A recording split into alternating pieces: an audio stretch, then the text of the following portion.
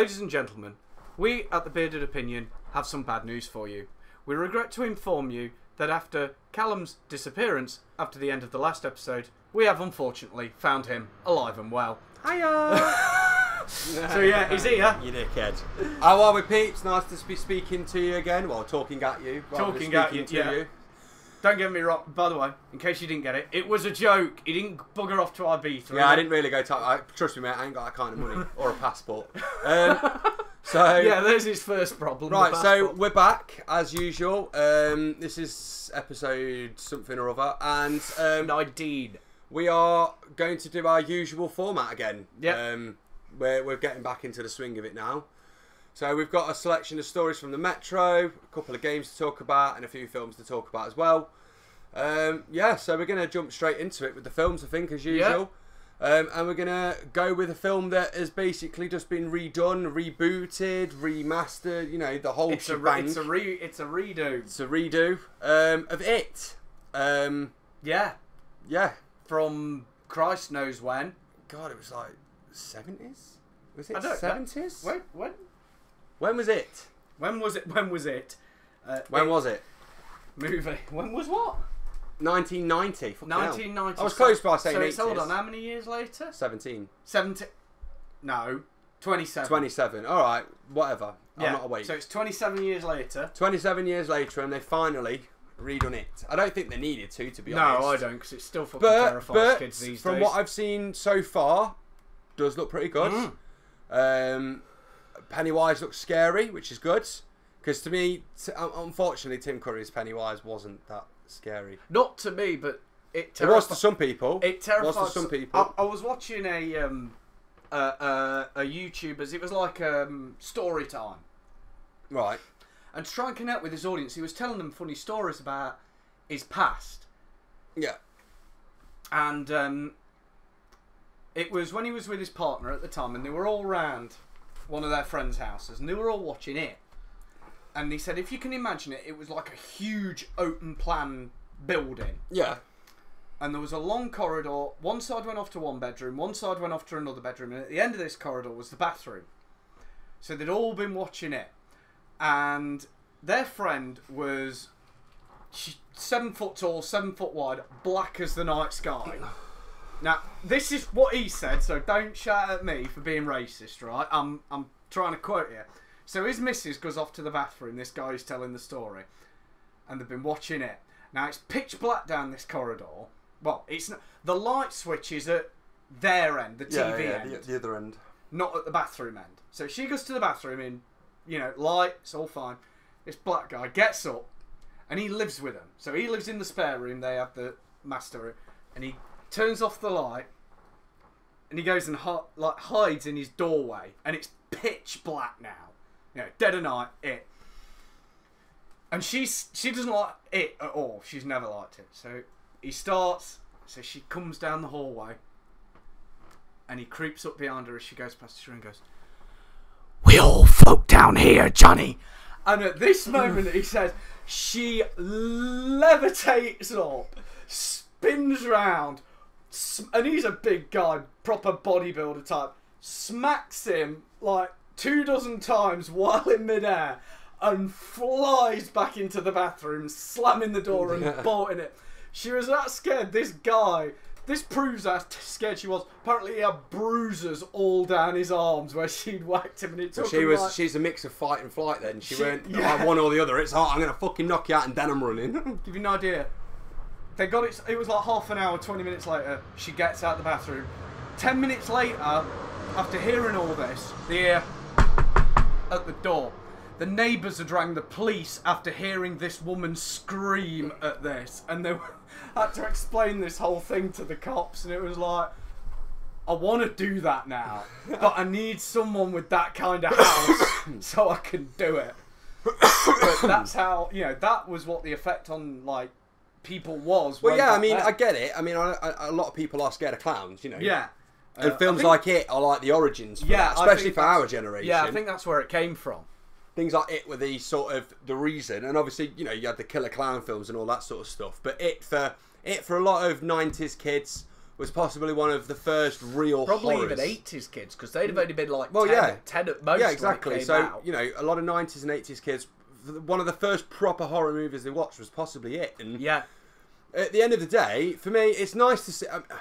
We're in this massive reboot, redo type world at the moment, and yes, we're either in reboots or we're in superheroes. yeah, and it's like, yeah, I get it. You know, we want to see what these films could look like now with today's effects, today's technology. But some films, I think the classic does it all, and I think with it, that's possibly going to be the case. Don't get me wrong; the adverts do look good. I am going to watch it. It does look, you know, it does look pretty interesting. But at the same time, we're actually going to see it with Ginger on the day before EGX. All right. So if he's nervous as fuck when you see him, just creep up to him and whisper in his ear. We all fuck down here. What? God! We'll never see try Ginger again. He'll go to Ibiza next. And that's it. But yeah, it'd be interesting to see Bill Skarsgård. It's one of his first, isn't it? This. Yeah, I think so. Because he's if you're wondering why you've heard Skarsgård, his dad's famous. He was in Mamma Mia. Yeah. So he's done some stuff. He did Atomic Blonde. That's coming out this year. He's done a few films, nothing that big. He's done a few Netflix things. Hemlock Grove wasn't actually really popular on Netflix. Yeah, possibly. But yeah, it seems that, you know, Bill Skarsgård, this could be his first major. This could be his push. Just to get him more into the limelight there. I mean, like, don't get me wrong, like I say, he has been in other films as well, but this one, I mean, I've never heard of. He's been in 27 things that he's credited in, apparently. But, you know, so most of them are post-production or filming. Yeah. Moomin's The Winter Wonderland. No, let's not start with Moomins. So what? Yeah, Hemlock Grove was his main one. So he's done a lot of TV, little shorts, mini-series, that sort of stuff. Yeah. So this is going to be potentially his first proper film. Yeah. So yeah, it'd be nice to see. I like it when we've got new faces and seeing how they're gonna, you know, they're gonna do things. He was in Allegiant, so that was another big film, I suppose. Yeah. But yeah, it looks like it's going to be an interesting type watch, and I will be watching it. And we'll give you some feedback on what we think of it when we've watched it, I suppose. Right, we'll move on to the next film now. This is for your kids. This is for the kiddies. The Lego Ninjago movie. Now, Lego, for some reason, has got films coming out left, right and centre. They haven't. The Lego movie. The only thing Batman, the Lego movie. The only thing I can think is it must be, because they're churning them out like nobody's business. They must have been working on it for a while. It must, well, that, and also they've got to be, I'm sure if you did, you know, you were at the time and patience and mental illness, you'll probably find that they're reusing assets. Because it's all animation. So what you probably find is they can do it once and then they just have to reskin them. Possibly, yeah. I would say that is a thing that if you... Not with... I mean, I get it. Kids. I mean, the Lego games, for instance, has bought a lot of games that potentially... Let's take the Avengers type games, the Iron Man games, stuff like that. They weren't particularly brilliant, but those that played like the Lego Avengers games and stuff like that, they really enjoyed them. Yeah. Same with the Lego Star Wars series. People liked them because it was sort of truer to the story that was being told. Whereas we all know, you watch a film, take Star Wars Episode 3. Yeah. We all went to watch Star Wars Episode 3 at the cinema. Oh, that was all right. Yeah, not too bad. And then all of a sudden, a month later, Star Wars Episode 3, the game's out. Yeah. And then you're like, that didn't happen in the film. No. That didn't happen in the film. Oh no, what's this secret ending where you can become Anakin, kill Obi-Wan, and then kill Darth Sidious? What? It does seem that they sort of move things away. They've given up on making the actual game tie-in, which used to, you know, I remember back in the PS1, PS2, the second the movie came out, another good one. If you went down your game shop, there'd be the game for it. But now they seem to be doing the Lego version of... Because it's, take The Amazing Spider-Man 2. That entire film was Spider-Man versus Electro. The game is Spider-Man versus the Kingpin. Is it? I've never... The Amazing Spider-Man 2 game, you do fight Electro once... and you do meet him twice, because you meet him once when when you're saving Oscorp, and then you're my eyes and ears, and then he goes off and becomes Electro, but you don't see him become Electro. He just turns up, and not only that, but you fight Electro once. The whole film was about Electro, and the game is all about the rise of the Kingpin, him taking over the crime families, and I get it, they have to pad out the games and stuff like that, but still. I can remember the older Spider-Man games were truer to the films. Yeah, they were. They would follow the main story arc of the film. The last bad guy that you would fight would be the one from the film, and that was the whole point. It's like Spider-Man Homecoming's all about becoming not only you becoming Spider-Man, but he's fighting. I've forgotten his name now. I want to say the Phoenix, but it's not Phoenix because Phoenix is X-Men. Yeah. And it's not Falcon because he's a good guy. Yeah. But he is using Falcon's wings. Yeah. What is his name, people? I know you can't answer me, but still, what is his name? What is his name? We'll remember in a minute. But it'd be like in that game, you only fight the Vulture. Vulture. There we go. I just was typed in Spider-Man and then he typed in spit. And then he realised, Vulture. Yeah. I knew it was another bird of prey of some Vulture. description. But it'd be like that, and then out of nowhere you start fighting Rhino, Sandman, and all the rest of them. Yeah, I mean, I get it. They have to pad games out, Yeah. right? I get it. Like in the Lord of the Rings games, they had to put in 10,000 more orcs than what you ever seen them fight in the films. Yeah. I get it. They have to pad it out. Speaking of that, But at the same time, if you're going to make... I mean, Lego Ninjago has been a TV series, from what I know. I don't know the Lego stuff, and obviously guys. it started off as the Ninjago toys, and the idea was that the kids would make the Ninjago and then they'd make their own stories. But now they're doing the films. But for me, Lego seems to be everywhere at the minute, and I'm just wondering if it's just because they've now realised that there's this sort of hidden market. Adults and kids, what do both adults and kids love doing? Playing with Lego. Yeah. So it's like, well, we can make a film that's a Lego movie, and Mum and Dad are going to go and watch it because they like Lego. But not only that, they're going to watch it because they know it's a kids' film, so it's full of fucking innuendo. It's like you buy the Lego, you go to your toy shop, you buy your Lego Ninjago for your kid, and you sit and build it. Well, it's not even that. There is Lego for it. It's like you can buy the Death Star made out of Lego that costs 200 odd quid you go down to the toy shop with little Timmy, and Timmy goes, he wants this Ninjago. Timmy comes home with the Ninjago, and you watch little Timmy trying to build it, and little Timmy puts a head on his arse, leg in his arm, and you're like, no, Timmy, it's like this, and you take over. That's parents. Yeah. Right. You do. And I get it, because we were all kids, and we used to make the same mistakes, and Dad or Mum would do the exact same thing when we were kids. No, you're doing it wrong. But it's not just that. I think part of the reason you do it is you're sick to the back teeth so much of watching this Ninjago with them that you know it. Your brain, because you've got an adult brain, is going, they should fucking know this. Come here, you little bastard. There it, break it, I'll break your legs. You might think that. Actually, we've made a mistake by talking about Ninjago movie, because have you seen when it comes out in the UK? Oh, piss off. Piss off. Okay, so Ninjago is out in the United States in the 22nd of September, which is why we're talking about it, but we thought it was also out in the UK at the same date, and it's not, it's in October. But never mind, we won't talk about Ninjago next month. Anyway. Well, no, because next month we'll be focusing more on EGX. EGX, that's it. Okay, so that was the Lego Ninjago. Now, that was our just sort of... before we go on to the last movie. Okay. You mentioned the Lord of the Rings games. Well, you know the Shadow of Mordor games. New ones. I've not played the new one. No, but it's coming out soon. Yeah. Well, I think in like a couple of weeks. Yeah. Warner Brothers, in their infinite wisdom, have announced microtransactions. Great. And there's been a huge thing online, and I'm just going to give my... So, what basically happened is, a forum moderator by the name of Laptop something or other. Okay. I can't remember his full... I think it was Laptop 65. I want to say like that. But it was Laptop 2 numbers. He started condensing all the posts into one thread and deleting them, and like... It was being a bit of a cock. So then people started to, people who were legitimately concerned, like Sentinels of the Store and a few others, were like, okay, let's see if we can have a word with him. Because, you can't just go deleting shit. No. Condensing it into one forum, I get, it's easier to follow and read. People making 300 posts about the same thing. Yeah. Put them all in one. I get that. But anyway, and then he started to be antagonistic when they messaged him and trying to get their goat. And so what's basically happened is he was a complete cock to him. There was some other stuff that goes on that I'm not going to discuss here. He was on other forums and did some other stuff, mentioned other things on those forums, which I don't like. We're on about the Steam part here. He has since been stripped of his moderator powers on that forum for Warner Brothers. So they've done something. But, like, the main thing about it comes to, there's going to be microtransactions where you can buy... it'll work, from what I see, similar to an Overwatch style, where it'll drop a loot crate, and you'll get better swords, better weapons, better armor, maybe in-game currency to buy the things.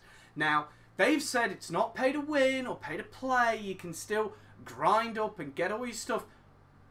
Bullshit. Yeah, adding microtransactions to games is a real dick move. Because there's always the people who go, Mummy, you know you've just bought me this $100 game. Well, I need another $200 to get the best stuff in the fucking game, or you don't love me. And they'll do it. The problem with the parents' I hate fault as microtransactions, and obviously we've discussed microtransactions in other conversations, but Shadow of Mordor, the first Shadow of Mordor was brilliant. Yeah. I loved it. It was a great game. It was that... Because we'd all played the Third Age, and we'd all played the Lord of the Rings movie canon games. Yeah. And they were good, but they were all very story orientated, or the Third Age was very much like Final Fantasy with Lord of the Rings characters. But Shadow of Mordor was something different. It was that beautiful thing of, we'll take something that happened previous to The Hobbit, previous to the film, and we will make a game about it. Because it's set when Sauron was put into the... It's like set just before the Great War between elves and men and so it's set Sauron. Right before the very beginning of the Fellowship, where you see them defeat... it's set before... the very beginning of the Fellowship, but it's set before even the Hobbit. Yeah, because in the game, if you've played it, as I'm sure you have done, obviously we're seeing the guy who actually originally created the Ring of Power for Sauron, and then Sauron was doing it for evil, blah, blah, blah, blah, he died, whatever. But the game was brilliant because it was something different. It was a lovely RPG style, run around, open world. You don't have to follow the main story. You can do what the fuck you want in the game, but there is the story out there. It was really fun to go around and do. There was some great stuff. Now, if you're adding microtransactions into that, that's going to be bullshit. Yeah. Because the first game, you didn't need... I mean, to be fair, there wasn't really weapons and armour anyway. Yeah. Because, I mean, they might change it in this, fair enough, but even then, there wasn't really weapons and armour anyway. You had your weapons and the armour that you was wearing. But I can't see how microtransactions will make it any better. What they've done is there's your solo campaign, which you can play as normal, you know, I'm guessing... Now, I get microtransactions if it's not for the solo campaign, but it's for the multiplayer online only. Yeah, that's what it's for. Now, from what they've said... It was really weird, and I don't know if I've got the right end of the stick here, so don't take my word as gospel. Go and do some research on it. We never do. No. But, you son of a goatfish. But... The way I've understood it is, you'll be able to buy the microtransaction stuff that you can use in single player or multiplayer. Right. So if you play through the entire single player, go and grind a bajillion levels, I think the way I've understood it is you'll be able to transfer that to the multiplayer. That makes it even worse, because you can log on day one. So day one, the multiplayer launches, servers are up, everything's gone. You can play that. No matter how much money someone's got, they can't get too far ahead of you day one. No. However, there are some very sad, very lonely, very weird, very spongy people who will then go and play the solo campaign. And they will play that for 2-3 days, and they will reach max out. And then they'll transfer their character to the multiplayer world. And then they'll just go, come at me, bro! And they'll be unstoppable because they've grinded the fuck out of the multiplayer. That's the thing. I mean, from what I've seen of Shadow of Mordor 2, they are going to be following a very similar style of gameplay to the first game. It is very similar, yeah. So, but, I mean, I get it. The online game should be brilliant, realistically, because Shadow of Mordor as an online game would have worked really well. Yeah. But I don't... I mean, because... like, there are some games where there are sort of microtransactions, like EA did it for a short time. I think it was EA. Mm-hmm. Or it might have been... Who makes Far Cry? I know what you mean. Ubisoft makes Far Cry. Right, well, with Ubisoft, you could get Ubi points. Yeah. Right, for achievements and whatnot. And then you can spend that currency on rewards. Yeah. And those rewards might be a certain weapon or costumes and stuff like that. That is, for me, that's a better way of doing a microtransaction. They're not gaining any money because they don't need to. Because why do they? Why do companies like EA, Ubisoft and all this that are doing these microtransactions, why did they need to make more money? They don't. They've already charged just $60. $50 to £60 pounds sterling, up to $100 American, Australian, whatever else. I've seen games at 120. Yeah, I mean... That's pounds, by the way. I don't I don't get it. So we've already given you 150 quid for a game. And then you're saying, well, if you top... want to do really well, what you need to do is spend another £25, and what we'll give you is this sword, which we're going to tell you has got 10 attack, 10 HP give, whatever else. But then when you're playing the game, you're actually going to realise that sword is possibly on the mediocre scale, which generally these microtransaction weaponry are. They're not normally better weapons than what's in the game. It's just a different style. What you find is, it's not even that. It's that, so you spend $20 and you get, you know, they normally do like a low, medium and high tier. Yeah. Now you get the high tier. And what you find, there's one thing in there that will break the game. They know it will break the game. Yeah, like a piece of armour that will mean that you'll need to be hit 150 times just to lose 10 health. Or a sword that will do 5,000 damage and not be bothered by any armour. But the chance of getting that in their RNG is less than 1% or 1%. But then you've got 97% chance to get this piece of shit leather boots that do fuck all. Yeah. And you have to buy that, arguably, about 100 times. Now, it doesn't always work that way. It's an RNG. You might have to buy it once and get really lucky. You might have to buy it 1,000 times. You've given them $20,000 to do this. Considering the fact you could have possibly gone on Google, typed in location of such and such sword or such and such armour. Because that's what they've said. They've said anything you can get in these boxes, you can find in game. You can find in game by doing either special special bosses. This is my advice now. Do not buy any microtransaction from this game at all. Wait a week. Within a week, every single fucking video game nerd from here to Timbuktu will have put a walkthrough guide. Yeah. And those walkthrough guides will have the locations of every fucking unique weapon, piece of armour, fucking magic spell, fucking dick up the arse, whatever. Yeah. Right? So don't keep giving these companies extra the money, right? Because there's no point. Because if they're telling you this weapon that you're going to get out of this box, you can actually find in the game if you look hard enough. Well, I'll look hard enough then. Yeah. Or sometimes what they've said is you need to be a really powerful boss.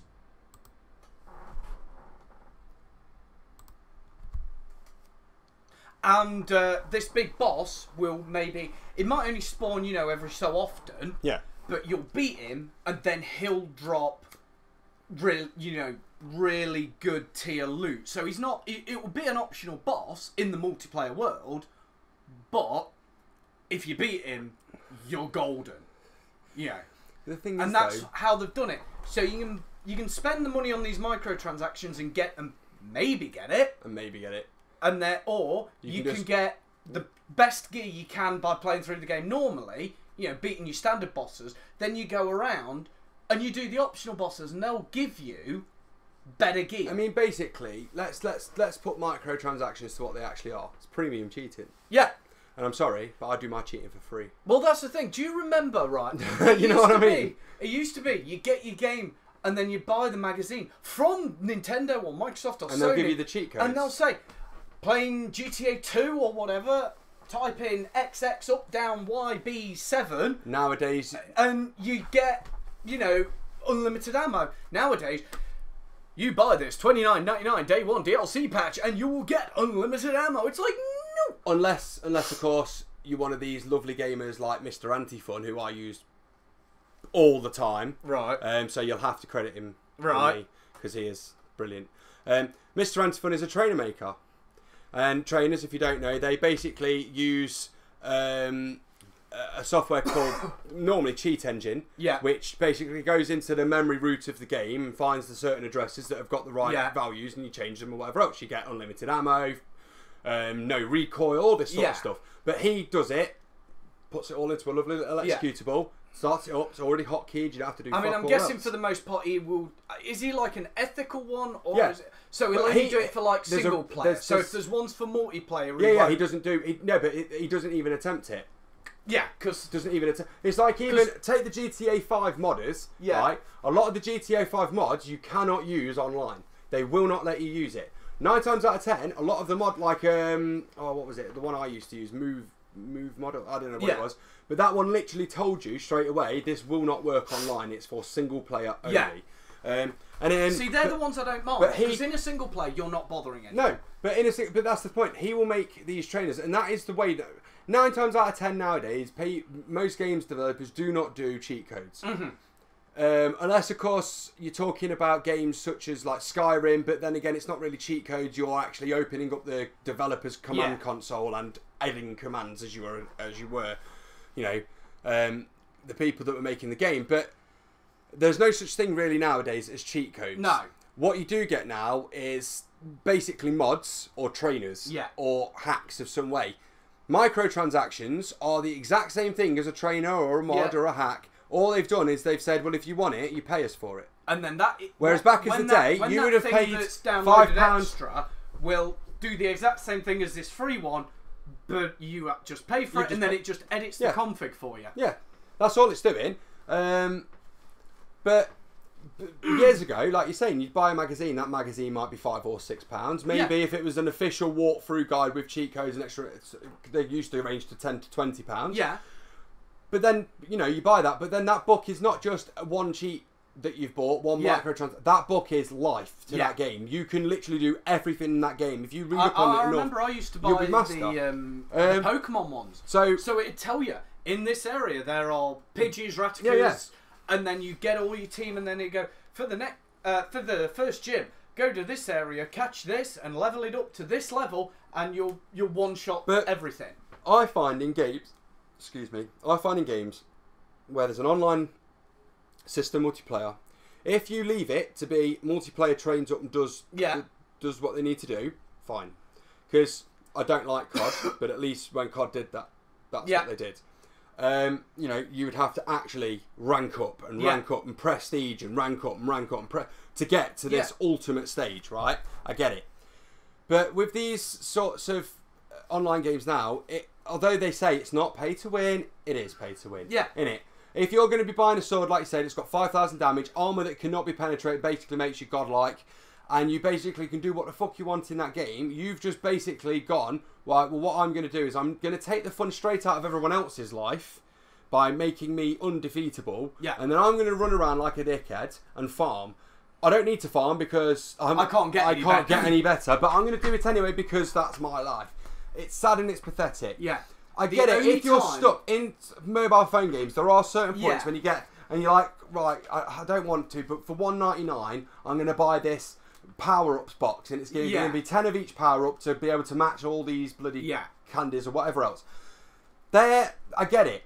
Right? Yeah. But when you literally, you are purposely going to sit there and spend £60 on the best weapons, ammo, everything in the game to make yourself undefeatable, you are literally robbing yourself and everyone else around you of their fun. Yeah. And for me... And the problem is, some people buy these things because they know other people will do it and they don't want them to be so overpowered. But the only time I agree with microtransactions, and there are very few games that do this, but the ones that do, I praise to the heavens. The only microtransactions are pure, like Team Fortress 2, purely cosmetic. It's a hat. It doesn't do anything. No. It just makes your character look different. They are fine, because you know what? You can go and buy them to your heart's content because it doesn't matter. You can be level 362 million and a level 1 player... Bang, you're dead. Yeah, it's not fair. But I'm on about the ones where that is fair, because normally, if you're level 500, a level 1 cannot touch you. No. But in some of them, all the levels are arbitrary. They're just a tracking system. Yeah, yeah. But a level 1 could join your game, because, I don't know, your little brother, but then you're like, oh, I'll stick him on the other team. If he gets a lucky shot and hits you, winner. Because you've not got anything because of your level 500 status. All you've got are some gloves, some hats, some... Yeah, you've got the same weaponry and ammunition as everyone else in the game. Just you've played it for 10 years and your little brother's played it for 10 minutes. Yeah. But he got that lucky shot. And that's fun. That was kind of where Destiny sort of worked. Because there was that sort of microtransaction-y type thing in there. But... it didn't matter if you did it or not, because at the end of the day, Destiny did change their servers to make farming almost impossible. They did make it so you were sort of spread quite evenly within teams to be able to make a difference, and it worked. And if you did think to yourself, do you know what? I'm fucking sick to death of trying to redo this fucking story mission on Impossible. Yeah, I can't do it because all I need is that gun that's going to do that extra 10%. Fine. Yeah. Right. I get it, but. I just don't see the if point you're in gonna buy spending the- 60 quid on a game and then No. spending another £20 on weapons and then spending another £20 after you've had them weapons because they've just released another new pack that's got Yeah. all these wonderful... You're wasting your time, you're wasting your money, and at the end of the day, if you love the game, which is what it's all about in the first place... Play the game. Play the Stop game, with bloody find it. Yeah. Find it. If that's what you want, if you've seen someone in online that's come round with you with a glowing blue sword of death, that when it hit you, you fucking blew up into a billion sparks of atoms and everything else, and you want that sword, and you know for a fact you've been told that sword is in the fucking story mode, go back to story mode, find it. Yeah. But yeah, so that's the new Shadow of Mordor coming out. There's been some annoying things going on with the developers, Warner Brothers, and there's been a dodgy forum. You see, I moderator. keep wanting to talk about South Park, the new one that's coming out, but we can't because they've put it back again. Yeah. Oh, they are. Oh my god. Right. So, Fractured Let's do Butthole, I'm going to tell you now, right, Fractured Butthole, it's going to be an amazing game, but my guess is it's going to do a Duke Nukem. Anyway, moving on to the Kingsman. games. We've got one last Yeah, movie. one last film. Now we've had a massive rant about microtransactions and games. Yeah. So, Kingsman, The Golden Circle. Now, if you watch the first Kingsman, which I've watched several thousand times. So I think I watched it last week actually. Possibly. It's a brilliant film. It is. Kingsman, The Golden Circle looks like it's not going to disappoint with the absolute over-the-top super spy madness. Yeah. James, It's James Bond meets Austin Powers. no, it's James Bond meets whoever the American equivalent of James Bond is. No, see, I'd say it's James Bond meets Austin Powers for the reason of Austin Powers was over the top, but funny. James Bond isn't that over the. No, it's it's not, a bit more serious, I So suppose. I think a mix of those two makes this film, and I think that's what's good. But I like the Kings. I love the Kingsman. I thought Yeah. the first Kingsman was a brilliant film. I just thought the idea of it, Yeah. before anything else. The fact that these secret organisations, we all know that there's bound to be secret organisations, possibly not to this degree, but still secret organisations nonetheless. But it's like, I loved it. It was over the top. It was funny. It was heart wrenching. It was a brilliant film. And now the Golden Circle looks just as brilliant. We've now got an American cast in preaching onto it because they're now the Kingsman's secret base has been destroyed. Yeah. So the world's being held hostage. So they go to fight alongside the Statesman. That's it. To destroy, I think it's the Golden Circle, who are the bad guys. To be fair. Yeah. And yeah, I can't wait. Just because the first film was brilliant. Yeah. And I've really got high hopes for it. I loved Taron Egerton. I think he's brilliant. He is really, really funny. Yeah. He's cocky and he's got that swagger that you just want to watch because he is that sort of, what's he going to do next? Channing Tatum in this one I think is going to do pretty well because when Channing Tatum does do these sort of action type films, when he did that, is it Olympus Has Fallen? White House Down he did. Yeah. When he did that White House Down, it was a really good film. I quite enjoyed it. When he's done the comedy sort of actions, the Jump Street films, Yeah. absolutely fantastic. And I'm thinking that this is going to sort of preach on the things he's done in those sorts of films. And we're going to see that. Obviously, he's a cowboy and he's got a fucking whip, so I can't wait to see that. It's going to be brilliant. I'm just looking forward to it because the first idea was a great idea. SIM cards that would irradiate a signal that would make everyone go batshit crazy to wipe out half the population to save the planet. Sort of, kind of get on board with that idea to a degree. But no, this one, once again, as I keep saying, it does look like it's going to be brilliant. Yeah. If you've not heard about it yet, where have you been? But go have a look at the trailers. There's 3 videos on we're getting IMDb. it before the Americans. Yeah, we're getting it 2 days before America. So that's always good. But that's because it is a British film. Yeah. That's the point. This is a British film in America. Yeah. This isn't an American film in Britain or an American film with a British cast in America. No. This is a British film. Although, that's the one thing I'll give when they did the Avengers. Remember where Cap got the list? They changed that for every country. So over here it was like there was the Beatles and all that sort of stuff. In America it was like Elvis and all that sort of stuff. Over in China it was other things, and same with other countries you went to. Now before we move on to the games, for us tomorrow The Defenders comes out on Netflix. Yeah. And I'm really looking forward to that. You guys are probably Inhumans is out soon as well. Yeah, I know. But The Defenders on Netflix, I'm really looking forward to that. By the time you guys see this, I'll have binge watched the whole lot. and I hope most of you guys will as well. Now, the only thing I have to say is, if Jessica Jones does not make a chick to dick ratio reference, I'm going to shake my head at all of you. I'm actually quite looking forward to a lot of Marvel TV. As I say, Inhumans is coming out soon. The lead in that is Ewan something or other. He's Ramsay Bolton. Anyone who's watched Game of Thrones knows who Ramsay Bolton is. He's a dickhead. He's a dead dickhead, but he's a dickhead. But yeah, he's the lead in that. I can't wait for it. Marvel TV is looking pretty sexy at the minute, as well as Marvel Cinematic. It's looking great. Although, did you know with Agents of S.H.I.E.L.D. Yeah. Because it's not classed as canon in the director of the Marvel Cinematic Universe's mind, Coulson's still dead.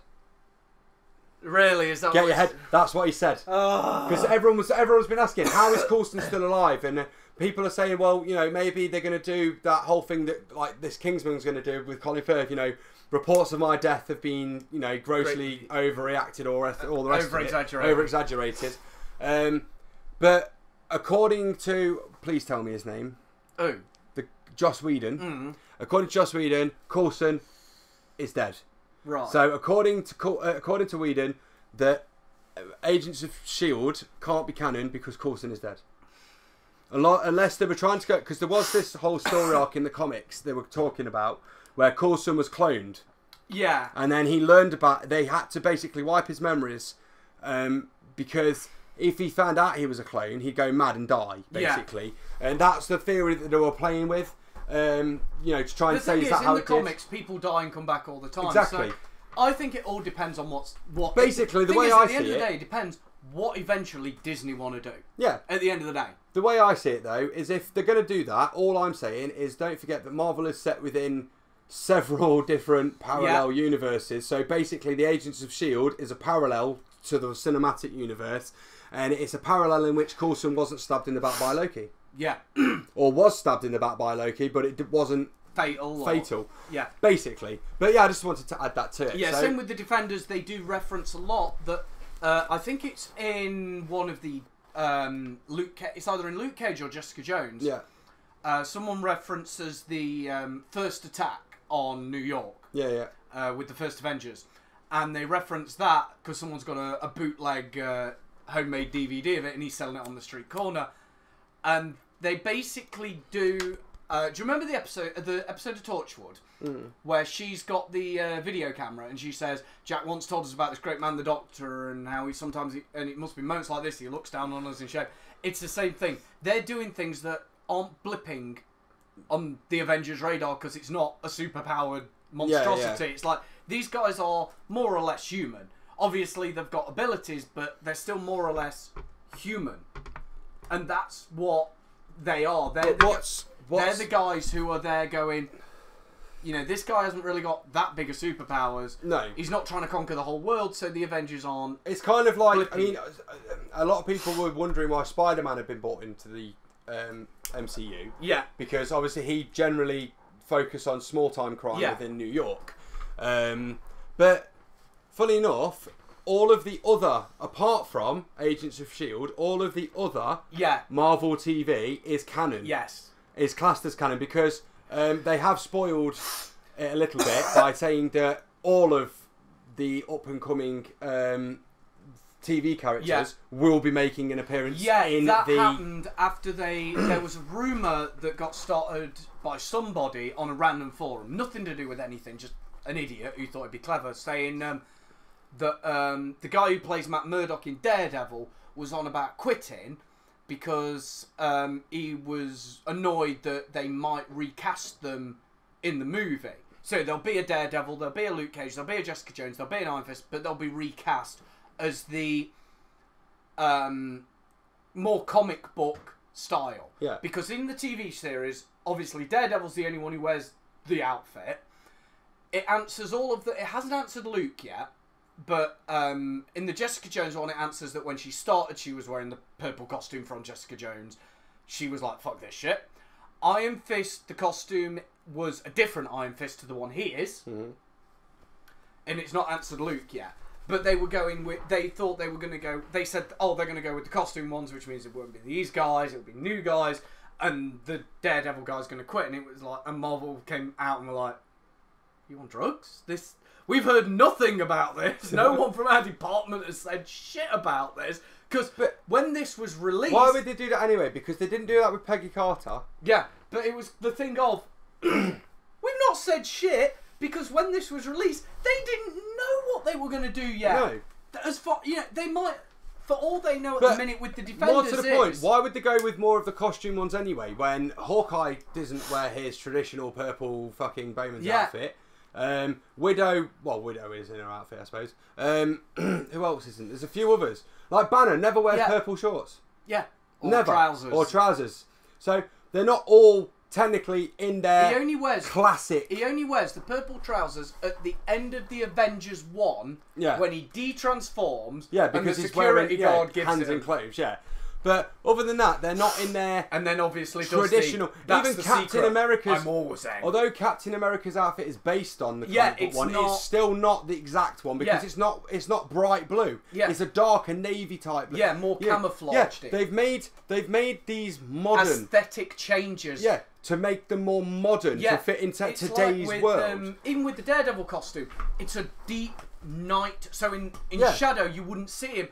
But and his horns are a lot shorter. Yeah, exactly. Whereas obviously in Daredevil, they've got a bit of length to not like Hellboy, obviously, but they've got some length to him, and it's a deeper red. Exactly. They can change the aesthetics. So whatever sort of why would someone start a rumor saying, "Oh no, it's not going to be the same"? Well, this is Marvel. No, this is Marvel, and unfortunately, the only character that's really changed a lot is the Hulk. And that's because, forgetting the first Hulk film, because it's not Marvel at all. No, it was the Incredible Hulk. The Incredible Hulk, Norton had to be changed because he fell out with Marvel. Yeah. And therefore they had to change him. By the way, before we go into the games as well, I just wanted to say rest in peace to the lady that died on Deadpool. Yeah. Because it's pretty sad that that's happened, to be fair. And on a side note, another side note, for those of you wondering why we're not talking about Game of Thrones, I don't know if he wants to do this, but I'm going to throw this. When the series is finished... This season, I'll let Callum have his half-hour rant about it. Yeah, we can have a... Because I don't watch it, guys. I've never seen... well, no, I tell a lie. I watched, like, the first 3 or 4 episodes of Season 1, and I actually fell asleep. The only other things I've ever done that with, besides obviously ignoring when I'm tired... Yeah. Are with the Underworld series, because I couldn't get on with that either. No. But I mean, it's not Game of Thrones isn't my thing. But I'm not a Game of Thrones Nazi that's like, you must like Game of Thrones. If you don't want to watch it, you don't want to watch it. I'll let him have of this season. I'll let him have a rundown of it. Yeah, I mean, this season so far has been fucking. I've heard it's pretty good, but I'm getting sick of seeing it. Yeah. So I'm gonna show him something from an episode that he is gonna love. So what puts me off more than anything is the people won't shut up. It's like but that's the whole point. The whole thing. But no, we're not gonna get into it. Right. Anyway, we're gonna get into it when he's. We're gonna get into the games before I start chatting into Goth. Right. Onto the games. Onto the games. So the first game we're going to talk about is another one of these games which I love. Marvel vs. Capcom. Camcom. Yeah, get my teeth in. Marvel vs. Capcom Infinite. Which is the 6th entry in the Marvel vs. Capcom. This is going to be released on all the major platforms, Windows, PS4 and Xbox One. It's based on Unreal Engine 4, so it'll be bloody good at graphics. But yeah, it's your basic fighting game. Yeah. We've now got... Because we was looking, like, properly deeply into the picture on the cover, because we wanted to see what they sort of designed the characters like, and it is very much modern Marvel. Yeah. Which is brilliant, because I like it when they do that. And obviously, Capcom, you've still got your classics, your Ken, your Ryu, your Mega Man, all that sort of stuff. But I love these sorts of games because sometimes fighting games, they bore me. Yeah. Playing Tekken bores the shit out of me. Yeah, see, that's why I like the Injustice game. Yeah, because I've only played the first one because the second one hasn't come out on PC yet. If they're not working on it, I'm going to kill them. There's obviously, if it's got a story arc to it, because there was a lot of the Mortal Kombat games I didn't like, but there was a Mortal Kombat that had a story mode, and it was like an RPG type story. And I can't remember which one it was, but I can remember playing it, and it was brilliant. The idea was that you would, you were this guy, you would walk around the different realms, you would bump into people, get training from them, and once you trained from them, you became them whenever you fought. So that was the way you fought. So it was kind of a really cool sort of way of playing. Marvel vs. Capcom, although it is normally just a basic punch 'em up fighting game, I like this due to the fact that the characters, because you don't normally get many crossover games. Yeah.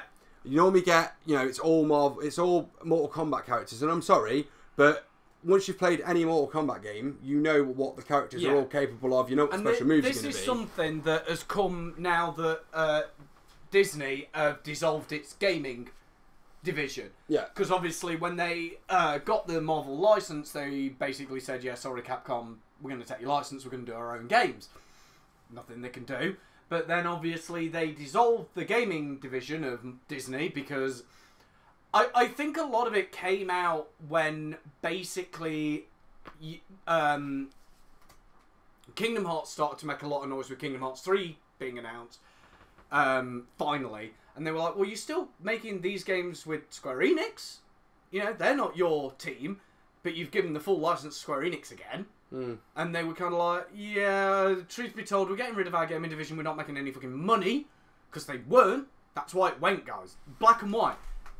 There can be all this fluff about this was said and that was said. At the end of the day, if you own a multinational company like Disney, like Facebook, like Google, if you are on the board of directors, your ultimate goal, you have one goal. Make money. Yeah. And that's all they cared about. Their gaming division wasn't making enough money, or it was making money to support itself but maybe not giving back to the company. They were just like, fuck it, we can make more money by selling licenses. By licensing your shit. Yeah. And that's what now, going to licensing really quick, that was a mistake Pokemon made way back in the day. They were giving licenses out left, right and fucking centre. So you know when you go to Spain or China and see these cheap knockoff Pokemon, quite often they're not. They're actually licensed to do it. But they were given the license, and then so many were given out that the Pokemon company lost who had the licenses. So yeah, that was your issue. Right, but, so yeah, the Marvel vs. Capcom, it is back now. So characters that are playable in the game on the Marvel side, we've got Black Panther, Captain America, Captain Marvel, Doctor Strange, Dormammu, that'll be fucking amazing. Gamora, Ghost Rider, Hawkeye, Hulk, Iron Man, Nova, Rocket Raccoon. Although they shouldn't really do that because you don't like to become Raccoon. Spider-Man, Thanos, Thor, and Ultron. And then I'll let Anthony tell you the Capcoms. The Capcoms are Arthur, Chris Redfield, Chun-Li, Dante, Firebrand, Frank West, Jedediah Dormer. Oh, Jedediah Dormer, right. Mega Man 10, X, whatever. Mike Hagar, Morrigan Ensland, Nemesis, Nathan Spencer, Ryu, Stigma, Strider Hiryu, and Zero. Yeah, Strider Hiryu. Yeah, the bold. It says here bold ones are new. So Black Panther, Captain Marvel, Gamora, Ultron, Jedediah Dormer, Mega Man X, and Stigma are new for the game. But yeah, it looks like I say they've been, from what we've seen of the pictures on Wiki, Witcher 2, they're using up to date modern looking characters, which is right, which is what we want, because we don't want to be seeing the 70s Iron Man swindling about when we've got an up to date modern Iron Man and so on and so forth. Captain America, on the other hand, does look a little bit more classic. Yeah. Brighter blues, but either way, I still can't. Thing is with Cap, I still don't think Marvel or Disney know 100% where they're going with his look. No, well, it don't really matter, does it? Because he's not got a contract. So his solo contracts are about finished. Yeah. So, my theory is at the end of the Avengers 2. Avengers 2. Well, no, it'll be the fourth one, because 3 is going to be in 2 parts technically. Yeah. My guess is that at the end of it, Cap will die, and my guess is Tony will retire. You reckon? Because what is it? MCU. Yeah, that's Wiki. There you go, that one. because what is it? It's if you go on the feature films number 2. So we've had all of phase 1. We're on phase 3 now. So we've just had Spider-Man: Homecoming. We're about to have the 3rd Thor film. Oh, I can't wait. That's an orgasm. And then it's going to be Avengers: Infinity War. Black Panther, dickhead. Oh yeah, Black Panther. My bad. Avengers: Infinity War, the 2nd Ant-Man film, a Captain Marvel, then a 4th untitled Avengers film, which was going to be Infinity War Part 2, but they've changed that now. Yeah. But basically, in those 2, it will be so Iron Man, Hulk, Cap, Thor, Hawkeye, Black Widow, those guys will either stop or take a step back. So we will only then see them if there is more Avengers films. Because you've got to remember, the Avengers are always changing in the comics. That's the point. And, I mean, but they are talking. There is talk that Cap may die. Yeah. But if Cap dies, then Cap dies. At the end of the day, Cap has died several times in the comics. So. And I'm not being funny. Or they might take a step back and become, like, especially Tony, not as Iron Man, but he would be more of a. I'll sit in the command center and more of a what's his fucking name? Dude with the eye patch. Nick Fury. Yeah. Nick Fury. Yeah, he might take more of a sort of a commanding consultation role. A bit it wouldn't surprise me if Widow and Hawkeye stay on, because Hawkeye can't stop. No, he's proven that. Yeah, he's proven that he can't stop doing what he's doing. And to be fair, in a lot of the cartoons and the comics, Hawkeye to me is the real leader. Of the Avengers. Always has been, because whenever Tony and Cap are fighting, it's like, come on, guys, we're the fucking Avengers. Let's get on. That's the thing. It's either been Hawkeye or in the comics, there's been Logan. Wolverine's done it a few times. Deadpool's even been a part of the Avengers once or twice. Everyone has. Yeah. But there's always been the one guy who stands there and goes, "Bang! Stop arguing. There's a big fucking thing." That's who I want to make an appearance in the Infinity War. Deadpool. I want Deadpool to make an appearance in Infinity War. It's not impossible. No, it wouldn't be impossible. What I did like is there was a fan-made, I think it was fan-made anyway, I'm sure it was. But if you've not seen Logan now, he dies, right? Basically, sorry. At the end, obviously he dies, and they've left him an grave, didn't they? Yeah. Well, there's a fan-made thing where Deadpool is walking around, because Deadpool's immortal by this point. So Deadpool's just walking about as Deadpool, and he stumbles across a grave, and he knows the minute he sees it whose it is, and you sort of see him cry. I've seen that. And it's like, that is beautiful, because although those two didn't get on, they got on. Yeah. You know what I mean? It's the same with, I'm just going to talk about Deadpool for a moment, with Cable. Yeah. Because obviously, them two don't get on, but they get on. Yeah. And I can't wait, because Josh Brolin has been announced, and he looks awesome. Have you seen this? Have you seen his picture? Yeah, it looks good. Right, next. But so the Marvel vs. Capcom, it'll be interesting. Looking forward to that. And now we appeal to the fanboys. Destiny 2. I know 150 bajillion people who are looking forward to this game. I mean, I'm sorry. I don't get me wrong. I enjoyed Destiny. Right, I might be one of the only people on the planet that did, but I did.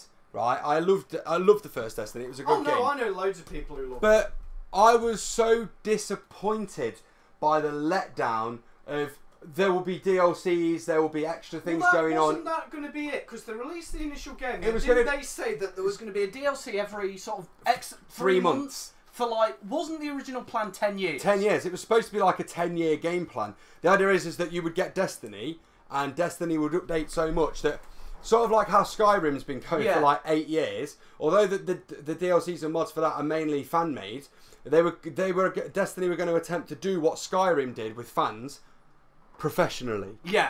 So, but they sort of it's going to be sort of Skyrim meets the Telltale games, where every few months you'll get another part of the story. Another part of the story. It would you get your main first chunk. Yeah.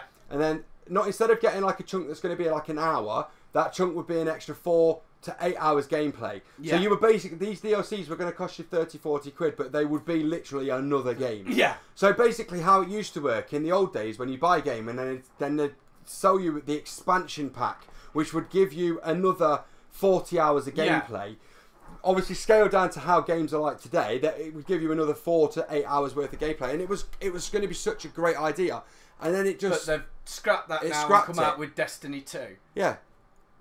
I mean, obviously, Destiny did have a few DLCs. You know, the Taken King, etc., etc. But it wasn't how they said it was going to be. Yeah. And because it wasn't how they said it was going to be... Do you think they promised the Golden Goose and then 3 months down the line realised they we can't do it? this? Yeah, Yeah. I think so. And Bungie Software and Activision, if we're wrong, please get in contact. Tell us we're wrong. I'd love to hear from you. I know you're not listening, but still. Well, I mean, that's the thing at the end of the... Right. That's the problem with this game. And it's also the problem you get with a lot of Kickstarters. When, you know, people do these games on Kickstarter, they'll say, I've got this great idea for a game. Here it is. Here's my plan. And then, okay, so people will fund your game. Yeah, that plan sounds awesome. You know, I want to get a part of that. So you need, I don't know, $10,000? So you can have the time off work, you know, you can retire from your current job, spend all your time working on this game, still pay your rent and all the rest of it. Yeah. And then come back a bit later and go, here's the game, and then go back to your day job and just, you know, you'll have some money come in from this game. The problem is they promised the Golden Goose of ultra-realistic medieval fighting simulator, and then they released the first alpha for the backers, you know, this is what I've done in 2 months with some of your money. And then, a month later, we've had this issue. Yeah. 2 months later, we've had this issue. 3 months later, updated alpha. And you're like, okay, he's not giving up, he's not giving up. And, you know, it's no longer stick figures, they've got armour now. And then 6 months later, he responds, I had to take on some contracting work. If you would like to continue supporting, please donate to this link. And then a year later, it finally comes. So you've now had 3 years of development. I'm sorry. I've had to give up making this game. Yeah. Because you promised the Golden Goose and couldn't deliver it. Know what your limitations are when developing games. Exactly. I think that I think that's what they these shot guys for the didn't stars think. and they shot for the stars and barely broke the atmosphere. Yeah. Unfortunately. But if they'd have just been honest and said, look, we're going to make short a game, but every few months or a year we'll bring out an expansion. Yeah. That's doable. You can do that. How long? Okay, so you look at your main game. How long does it take you to develop that? Because obviously with this bigger game, they knew how long it took them to develop. Okay, so it took them, say, 2 years to develop the first one. Yeah. So you've got an advantage. You don't have to worry about models or all that kind of McGuff anymore. So then you go, okay, so this might only take us a year. So say your first DLC is going to be in a year. That's fine. But just say that. And I hope with this, they've realised where they went wrong and they've sorted it. I think with this, we're going to see more of it being the same sort of gameplay with the first, where it's a lot of you can run around solo and pretty much complete the game. Right.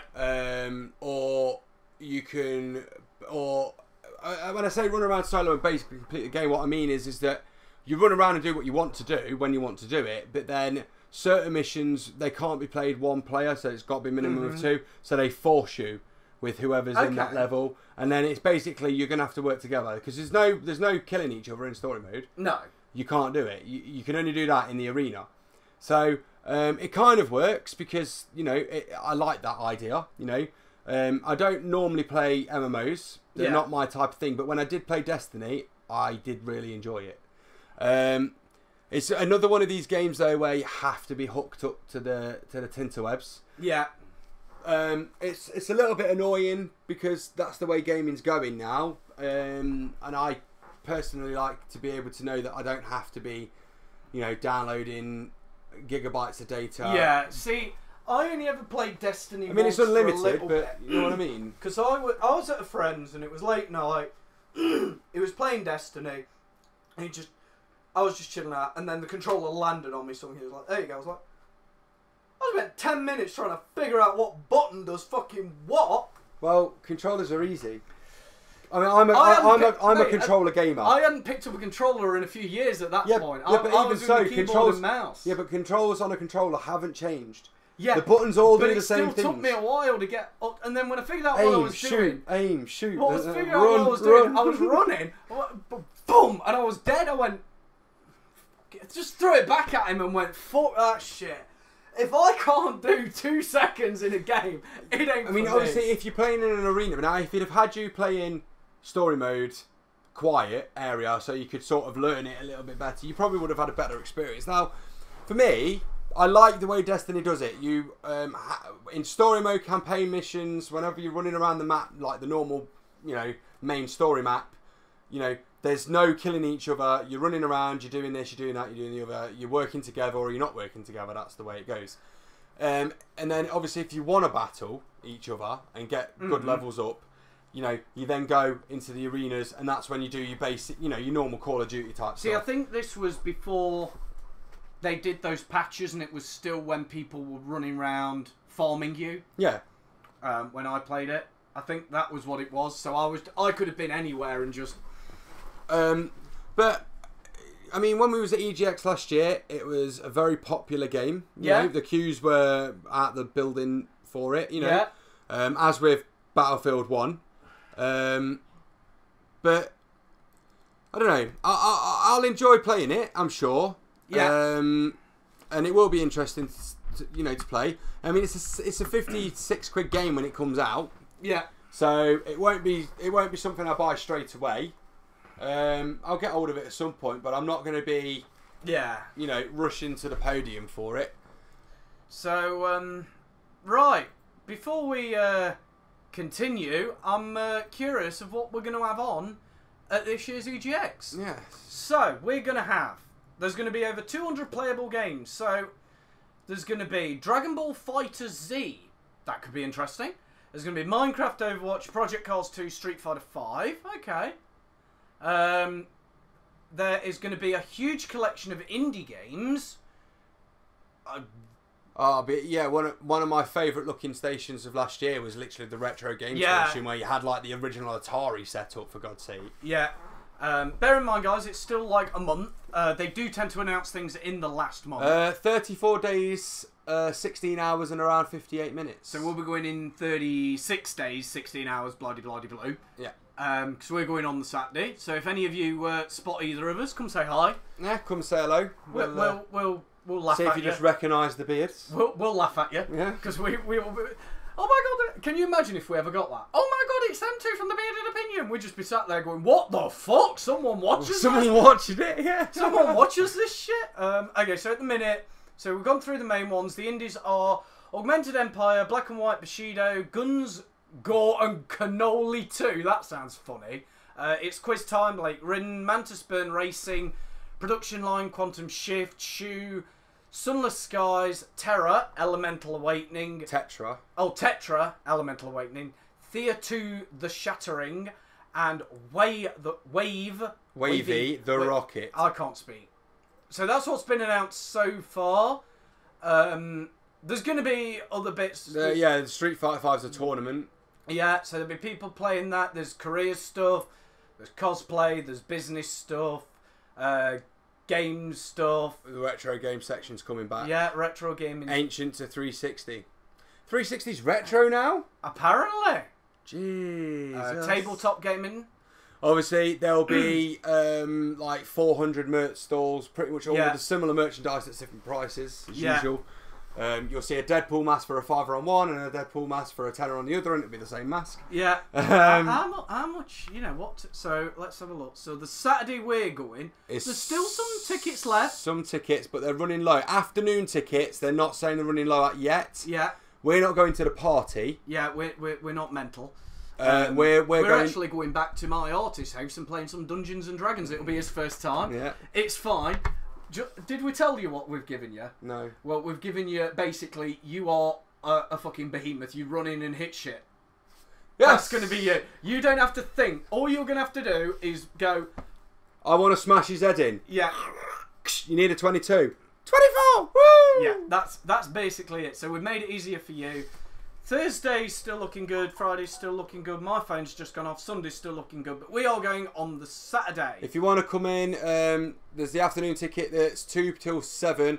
That ticket is actually a lot cheaper because you get less time inside. Yeah. Because the day ticket is 11 till 7. The afternoon is only 2 till 7. So it's only £12. So if you want to go, tickets are there. Go. Yeah. Just so you know, if you, for whatever reason, are watching this and are now thinking of coming, We're going to be there at 11. The party tickets are running low as well. We'll So probably leave about 3-4ish, depending. yeah, we'll get there. Well, we got there last time for about 10:30, didn't we? We were stood around waiting for half an hour to get in, which is not too bad. And then we get in, run around the place. Yeah. And I mean, it will take a couple of hours if you're looking around properly. Obviously, if you want, there's two things you can do, right? For me, if you want to spend money there, set a budget, take it out in cash, leave your bank card at home. That's what my plan is this year. Because if you take your bank card, I shit you not, you will see so much beautiful orgasmic stuff. You will be buying and buying. The problem is, and before you know it, you'll hear this: repossession of the house. Yeah. Or either that, or Mummy and Daddy were going, why the fuck is there a £10,000 credit card bill? Yeah, and so your please, bollocks will be on Mummy and please Daddy's think plate. responsibly, or you can do the other thing and take your card in and have a laugh. Yeah. But only do that if you're rich. We'd recommend cash. Just set out a budget. It's dead easy, right? The first thing to do is, I'd say, if you're going with a few of your mates, I would say set £20 out for food and drink. Yeah. And then I would say, unless you know there's something you really want and you know the price of it, I would say probably take maybe £100. Yeah.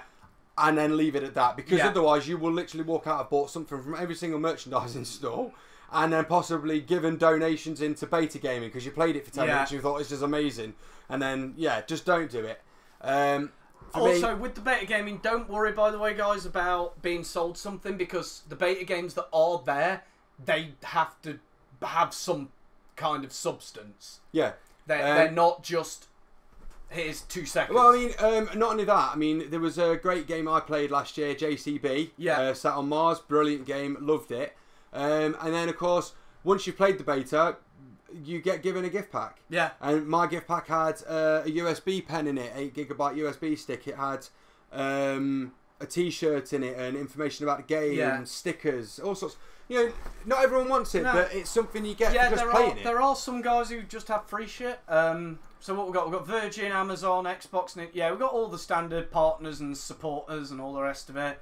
Twitch will probably be there again, More than likely. But yeah, so down. Twitch, you can watch it on Twitch. Yeah, so. you can watch EGX on Twitch. Or on YouTube. So it is going to be live streaming throughout the day. Days. Yeah, but there's going to be...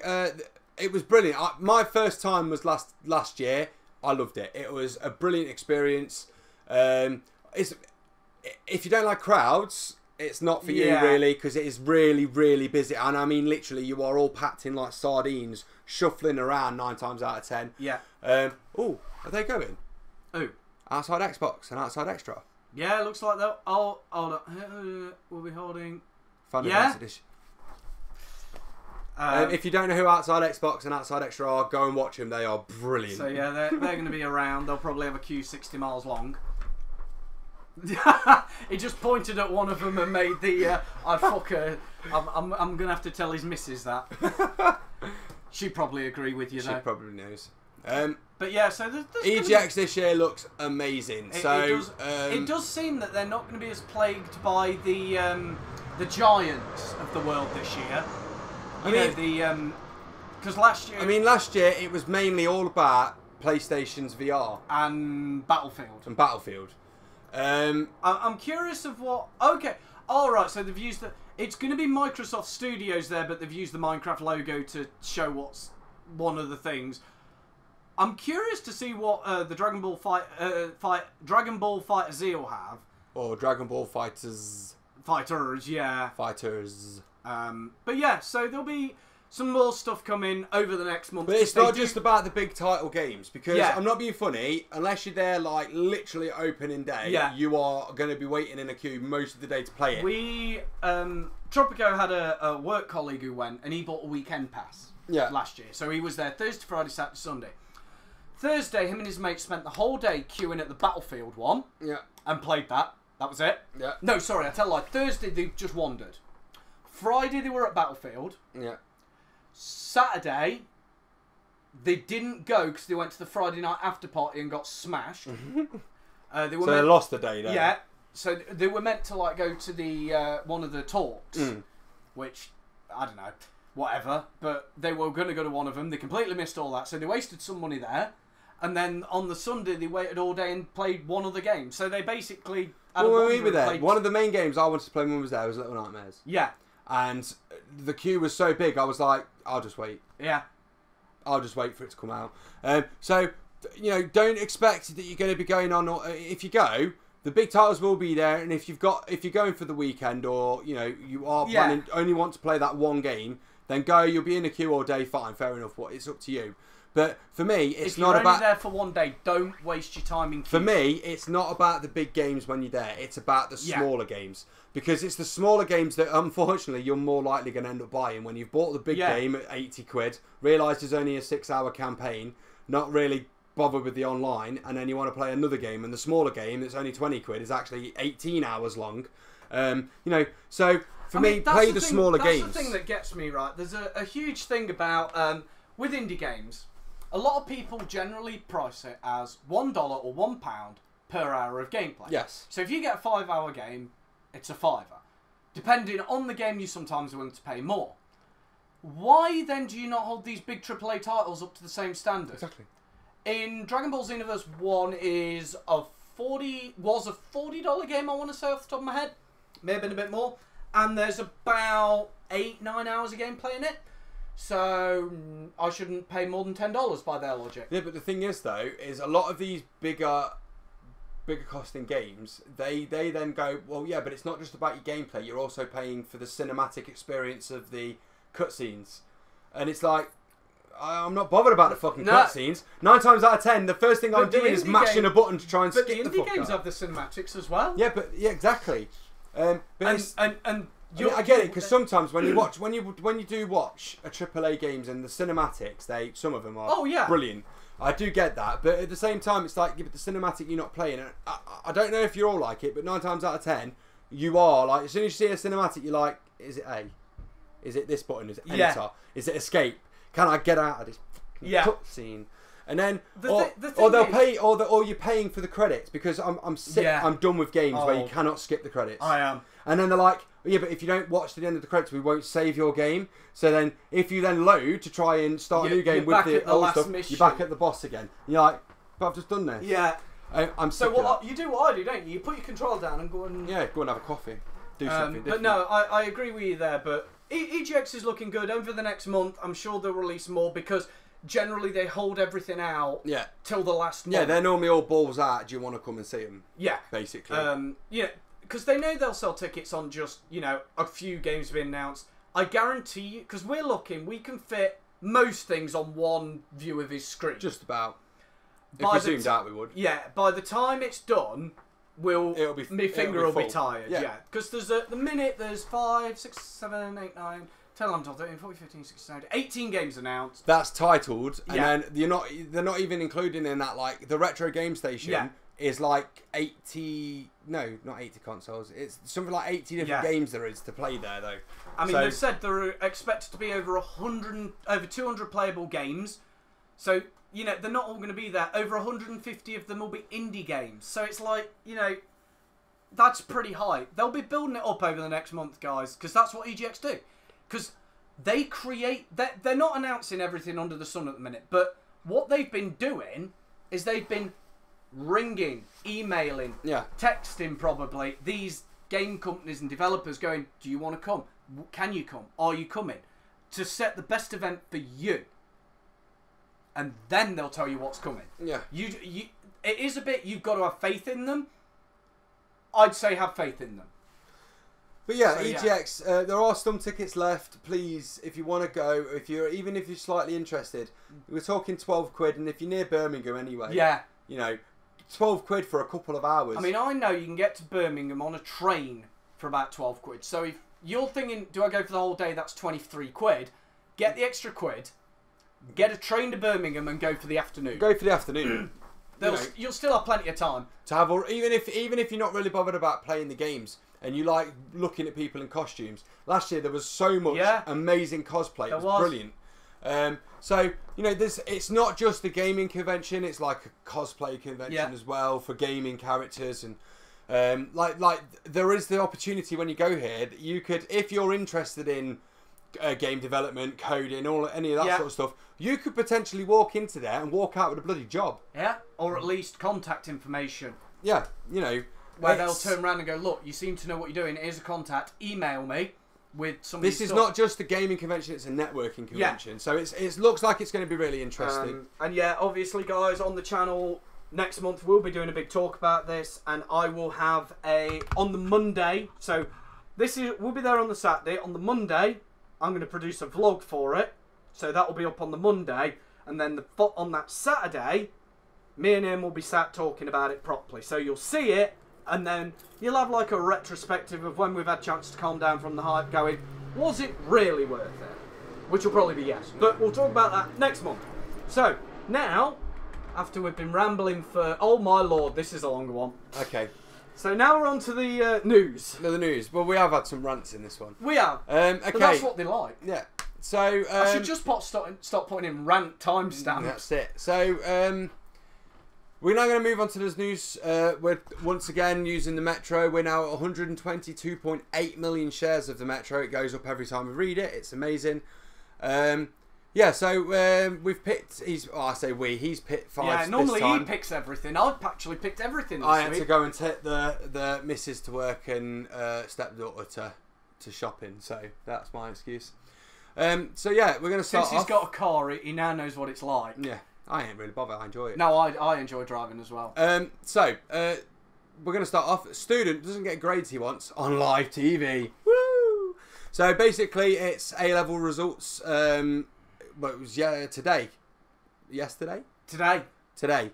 And basically, about 5 hours ago. Yeah, this A-level student promised to go boozing. You know, he's going to have a good time. In this news report, actually, if you watch the video, there is a student that's there. You can see sipping out of a hip flask.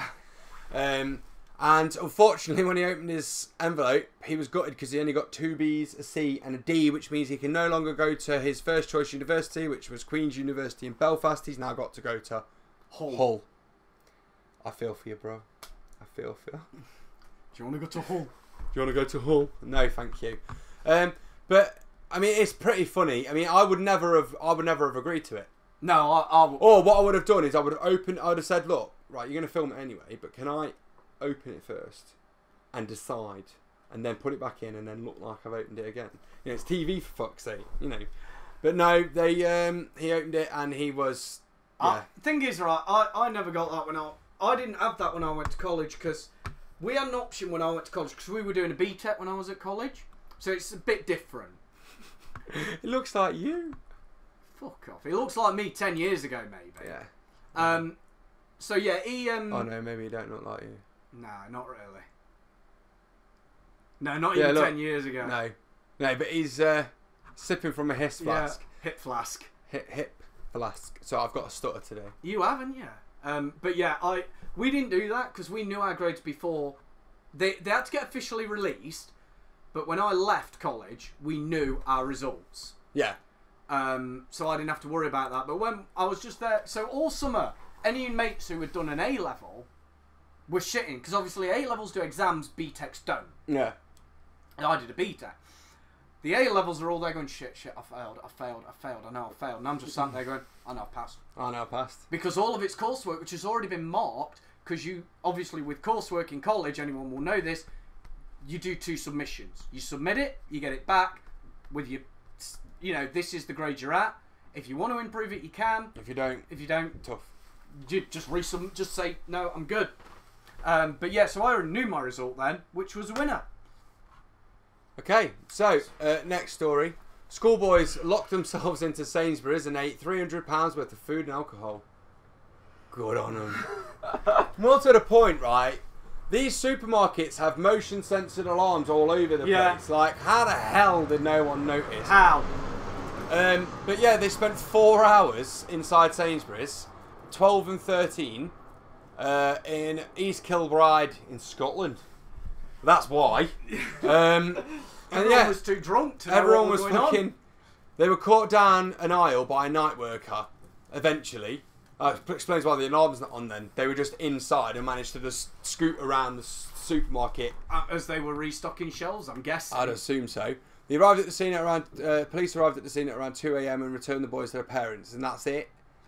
An investigation was launched after Stockton showed that as well as the food, £35 camera and 2 memory cards were also missing. And that was actually in the night worker's handbag. She'd taken it knowing she'd had a fucking perfect excuse, mate.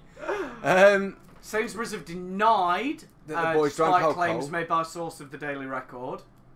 The source said it was the early hours in the morning when they were discovered by one of the night workers down the aisle. The two boys had worked their way through hundreds of pounds worth of food and alcohol and helped themselves to various other products before being discovered. No security is on after 10 p.m. and a few night workers are mostly working in the same area as a small group rather than being spread around, hence why it took longer to discover the boys. A police spokesman confirmed that the two boys were aged between 12 and 13 and were found with all the items in Sainsbury's and Kingsgate. Parents are called to get the kids. Further inquiries because of the stuff was stolen, and that's about it. The police are investigating it. But no doubt there'll be probably be a fine. There'll be a bollocking from mummy and daddy. There'll probably be a fine. I can't imagine it's going to be much more than a fine because if it went to court, my guess is that the supermarket would be asked by the judge, well, there's people in the store, how did you not hear them? Well, I'm not being funny. I think for the most part it'd be a thing of the 12 and 13. They're only kids. Yeah. You know, we've all done Granted, they knew what they were stuff. doing. These kids knew what they were doing. I'm not even going to pretend they didn't. We're going to go into something a bit serious now. A girl in India was raped at 10. And basically the Indian Supreme Court refused to give her an abortion. She was raped by her uncle, and she's now actually given birth to a girl who's the baby actually weighed under 5 pounds, which is really light. Unfortunately, I've actually read a lot about this story, and her parents told her that she was having an operation to remove a stone from her belly, like a kidney stone, not a baby. So this little girl had a C-section. And she didn't even know she was pregnant. That's how bad it is, and it's just really upsetting because this stuff is happening more and more now. No. Let me rephrase that. We're hearing about this more and more now. It's always happened, but I think that this should surely be the wake up call. I mean, I don't get why the Indian Supreme Court would turn around and go, no abortion. She's 10. That baby could have killed her, for fuck's sake. That baby was born out of rape, out of abuse. Yeah. I don't see. She's not compass mentis enough to be able to make a decision on that. And her parents. I'm not being funny, but if that was my girl, first off, the uncle would be in the ground. Yeah. Right? Oh God. And then as soon as it was anyone touched your little girl, I tell you what. Number one, when I heard about it, what he'd find is. He'd utter these words. My daughter's been touched by some... What was that, mate? And I'd be at his door. It wouldn't be the fact of I've driven there. I'd just be there. It'd be like fucking Dragon Ball Z, mate. What were you saying, mate? I was too angry. My phone's in two pieces. He's got wires across my hand and half a phone on each end. But all that aside, what I would have done is, first off, if my court had have said no, she's not having an abortion, I'd have gone, right, okay, bye. Go to a country where she can. Yeah. Sorry. At the end of the day, I don't think it's fair that a 10-year-old girl who's been raped and abused by anybody, let alone her uncle, should have. What's going to happen when she gets older? She's surely going to realise or question something. It's just really, really bad, and it's getting, it's getting ridiculous. And I'm with all of these groups in India, in Afghanistan, Iraq, Syria that are basically saying, no, this abuse towards women, it ends now. But that's the thing. It's cool. You guys think, a lot of people probably think this has always been their culture. It was like the 70s, 80s where this started? Heavily, yeah. I mean, I read about something. There's a girl who basically she's 20 years old and she went and learned wushu. And while she was learning wushu on this mountaintop, she became a master, and she's now gone back to her country and she takes girls to the mountains and she teaches them wushu. to defend themselves. And I'm all for that. Yeah. All for it. Right, we're going to move on to our next story now. Yep.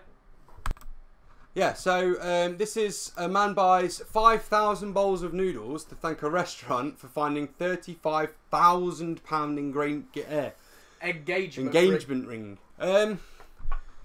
Okay. So he's got a lot of money. Yeah, definitely. Yeah, so he lost his engagement ring and a restaurant found it and recovered it, and then he paid for 5,000 bowls of noodles. Not for himself, but for everybody. Yeah. He's paid forward 5,000 meals of noodles, which, as you can see, There's a people are queuing for it. And there's probably only a few hundred there. It's just so amazing, really. I mean, the charity of somebody that would do that. And 5,000 bowls of noodles is £4,000. Which, if he took 40 grand out to buy an engagement ring, he's probably just used the change. Probably, yeah. You know what I mean? It's please invite everyone to eat for free for the day. I mean, that's amazing. It's just an amazing. You don't hear many nice stories like that. No. Where someone's done something nice for someone else and then they've returned the favour in such an amazing way. That business doesn't even need to worry about how much money they've put in the till that day. No. Because they've just put £5,000 in it, basically. Yeah. This guy is truly amazing, and more people should do things. Not We even are to this. also happy to report, that the girlfriend did accept his proposal. Oh, thank God for that. But not even to this extent. But if you get, someone doing some a restaurant finds your engagement ring that you lost, do something. Bring all your workmates and pay for a meal. Have a meal or something like that. We need more of this sort of stuff in just life. Little we need nice things. It doesn't need to be extravagant. Just little. That's it. I mean, there was something I heard the other day, which I thought was quite nice. Sort of about doing nice things and that sort of stuff. Yeah. On the book that they give you, on the guide that they give you to the funeral service plan. Yeah. When you go to the funeral, on that it will say, Callum Turner, 1992. 2034, whatever, right? You didn't live very fucking long, did you? No, but I'm just go on. saying I'm with a date, right? It's not about those two dates. It's about your dash. Yeah. And it doesn't matter what happened on your birthday. It doesn't matter what happened on the day you died. It's about the dash and how you lived your dash, because it's not those dates that people are going to talk about. It's the dash. That they're going to talk about what happened in between. And that guy, he's just added a very special story to his dash. And I think if we can all do that, once a day, once a week, just do something nice. Yeah. Then you'll feel better for it, honestly. You really will. I knew of I had a local cafe next to me. And he's shut every day. He did like breakfast and lunch. He was proper caff. Greasy spoon. Yeah, but it were good. Yeah. Yeah, £5 and you couldn't finish your plate. No.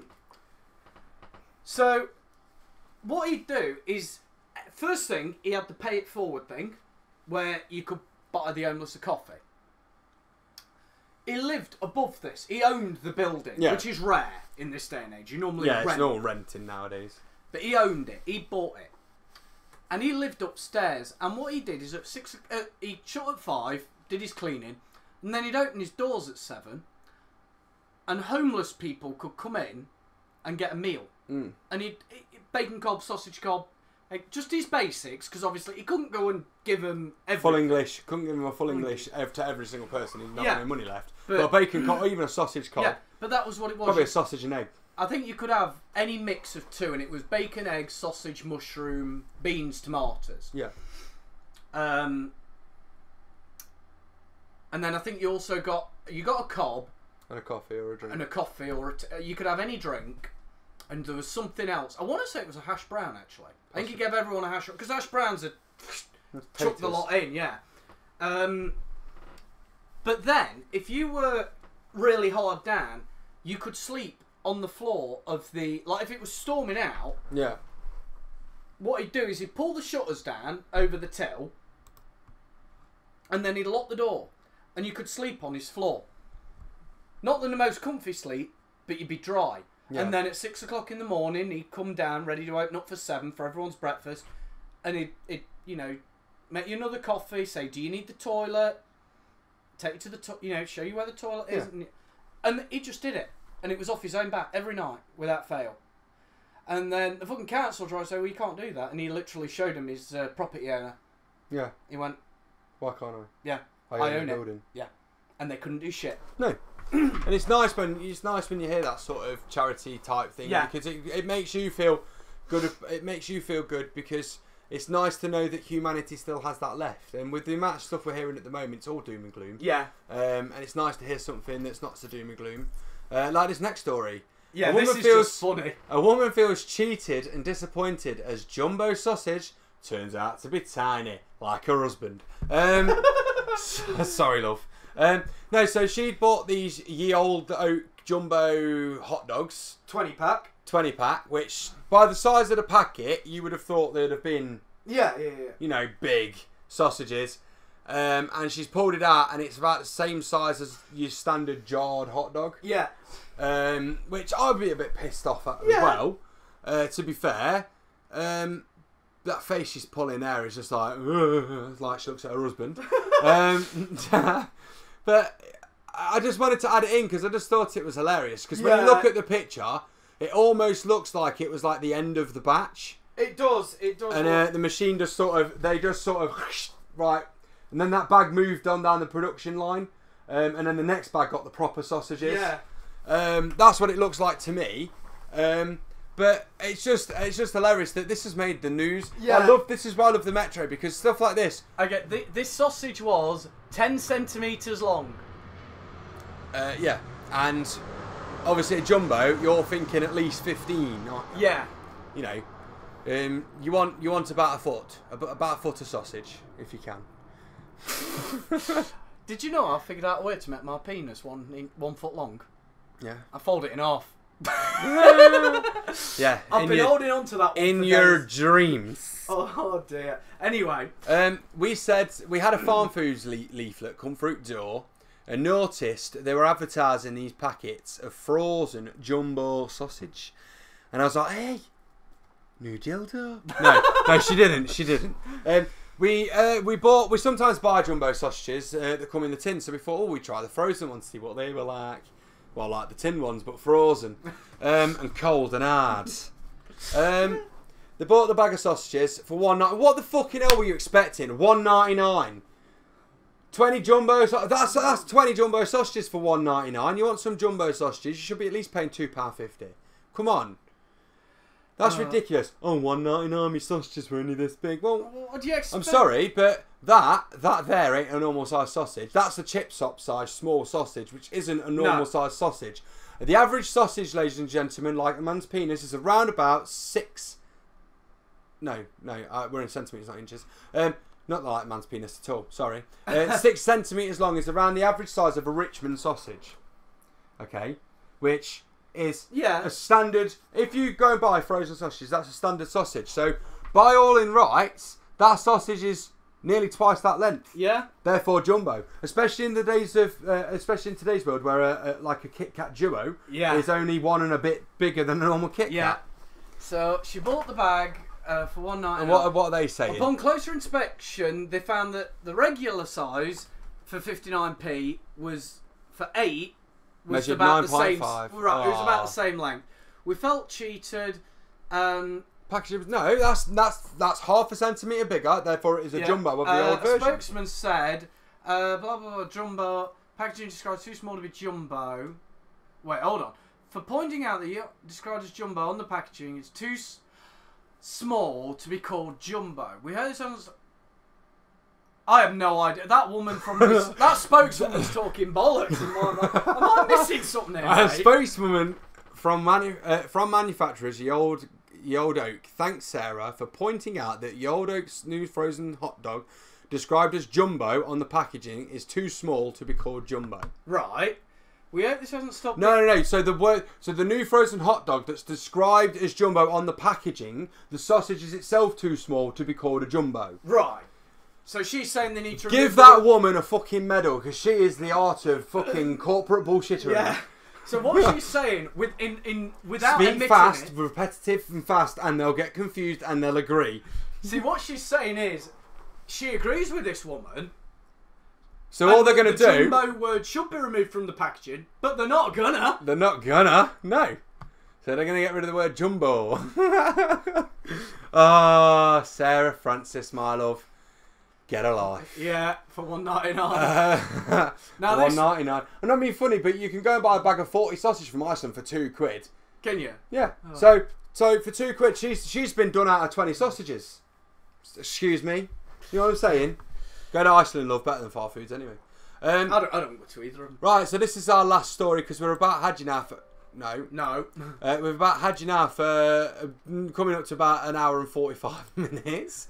A very professional duck wearing a tie was pulled over by police. He's also got a doggy friend in there. It's like a weird version of Homeward Bound, isn't it? That's what it was. They were filming the live action version. It's all about these live actions now, isn't it? The duck, named Star, was being driven around Devon on Saturday by his 71-year-old owner, Barry Heyman. Officers were apparently familiar with the duck, however, had been in trouble before for getting into drunken fights with dogs in pubs. Really?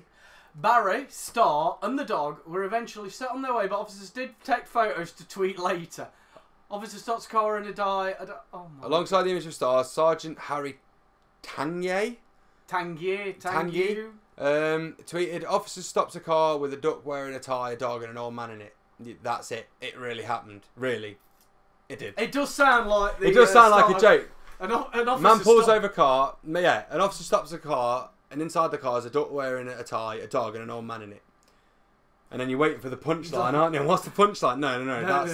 That's it. So what happened today, love? Well, I had the funniest thing. I stopped a car. There was a duck wearing a tie, a dog, and an old man in the car. Right, and what happened? Nothing. No, that were it, love. That were it. I had to stop the car. I was. But no, there is literally this duck is drinking a pint of beer. Pint of ale, by looks of things. Isn't that sort of animal abuse? I don't know. Does the duck like beer? Well, it seems to be. It's his favourite. Yeah. Barry is a former scuba diving instructor in Australia. Lives with his wife Sue and plucked Star from an incubator in 2011 when he was just days old. Star even has his own Facebook page under the name of Star Heyman. So if you want to follow this duck, Star Heyman Facebook. So apparently this duck goes into pubs and drinks. Goes into pubs and drinks, then fights with the dogs when he's pissed up, and then gets pulled over for drink driving. This is a fucked up version of Homeward Bound. This is. But that's it. That's where we're going to end today. We wanted to end with something a little bit fucking hilarious. Yeah, 2 apparently. 2. And that's it. We've been whittling your ear off for far too long now. So I've been Callum, he's been Anthony. I'm saying goodbye. I'm saying goodbye for him as well. And that's that. We'll see you next month for the EGX one. Yeah, see you at EGX. Bye. Bye.